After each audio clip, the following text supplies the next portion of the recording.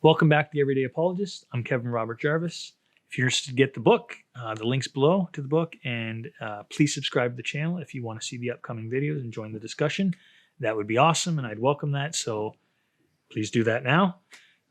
Today's question is going to be, is God a psychological projection? And the second part of that is our belief in God just a result of the culture we're brought up in? So kind of two parts to the question. And I'm actually going to start with that one. So is my belief in God just a result of how I was raised and the culture that I've kind of been brought up in? And I guess, first of all, I wasn't brought up in a Christian practicing home. You know, my family didn't really go to church, maybe a couple times a year for Mass on Christmas, but it wasn't part of our life. No one talked about God around my home. No one really took it seriously. Every once in a while I'd see my grandmother saying prayers, but that's about it. So that's kind of a little about my background. So I wasn't raised that way, I guess is what I'm saying. But I've often heard atheists say things like, well, you're only a Christian because you were raised in that culture.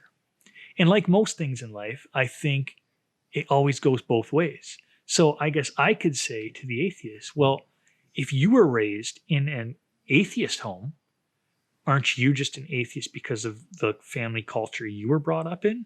So it kind of goes both ways. And then you realize at some point that there are atheists that were raised in Christian homes and they become atheists. And there was Christians that were raised in atheist homes and they became Christians. So ultimately, I guess what I'm saying is whether God exists or not is not dependent on what we feel or think about it. It's an independent truth. So that being said, is my belief just a result of, the way I was raised in my family? I don't believe so. And because if you're willing to say that for me, then you also have to say that for yourself. So I believe that argument is a wash. It doesn't really work. It's kind of a weak argument.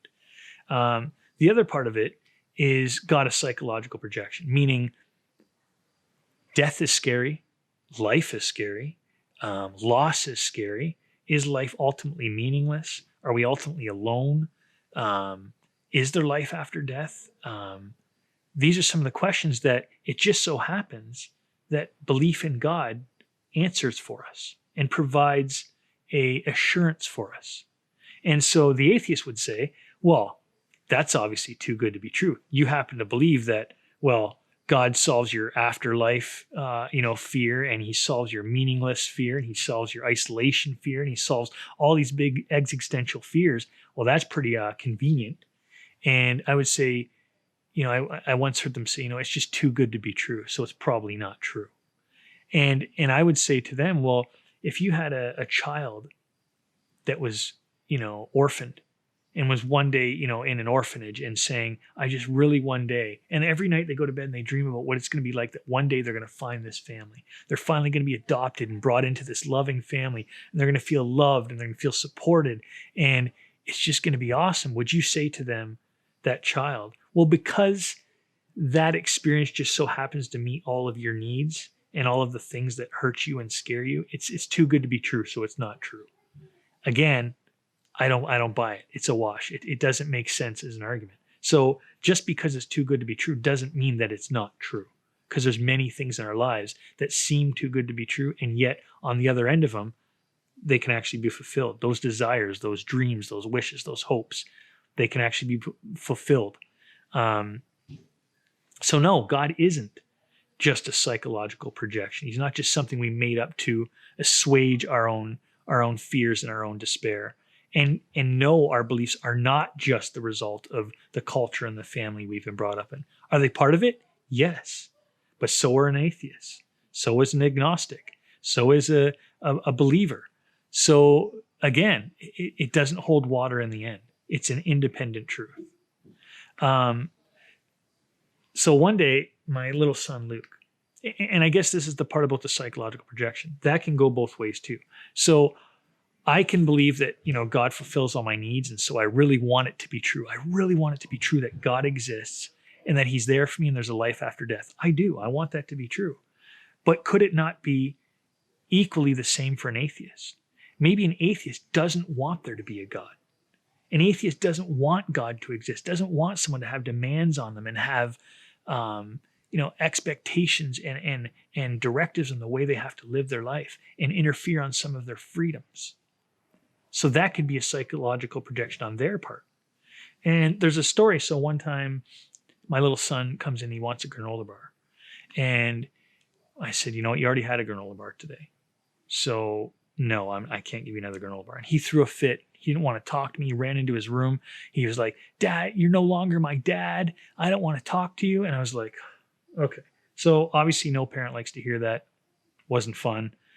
But I kind of had to laugh and I kind of went to myself, here's a situation. My son doesn't even want me in the moment, didn't even want me to be his dad. He disowned me because he didn't get what he wanted. And I couldn't help but think, is that what the atheist is sometimes doing? They're looking at life and saying, I don't want that.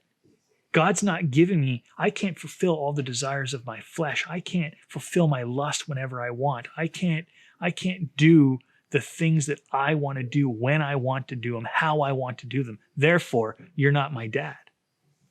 I'm not even saying that's the way it is, but it could be if they're willing to make that argument towards me for my belief in my benevolent father, then couldn't I make the same accusation to them that it's just a projection for them? So that is the idea here. Is God a psychological projection? Is our belief just a product of our culture and our family? I don't think so. So let me read the questions and we'll go from there. See if I can tie this all together. First question. How do you feel when you hear that your faith is nothing more than a projected wish? There's been times, I wrote this chapter, I explored it myself, and I honestly thought to myself, is this just a wish fulfillment? Is this just a very convenient way to subdue all of my fears and any emptiness or meaninglessness that comes up? You have to ask yourself that question. Number two, reflect on a time one of your children rebelled against one of the rules or demands that you've put forth. Simply just think about that. And is it possible that we're doing the same to God all the time? We're looking at the demands he places on us and we think, no, I don't want to follow that. I don't want to do that. Number three, can you remember a time you rebelled against God?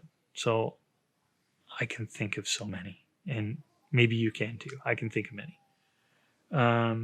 And the reason why I rebelled was because, again, if I truly looked deep enough in my own being, I'd realize there's a selfishness there. There is a desire to live my life the way I want to live it. And just like a kid sometimes, I would throw a tantrum. Maybe it was even, in a subconscious way, it was like a rebellion that, no, I want to do what I want, how I want to do it. So can you remember a time you've done that? Number four, what wish or idea do you feel was behind your rebellion? So just like me, was it selfishness? Was it bitterness? Was it, what was it? What was that rebellion about? So there you have it. That's the question for today. Again, please subscribe below if you liked the video. Pick up the book if you're interested. Link will be below. Thank you for joining me and see you next time. God bless.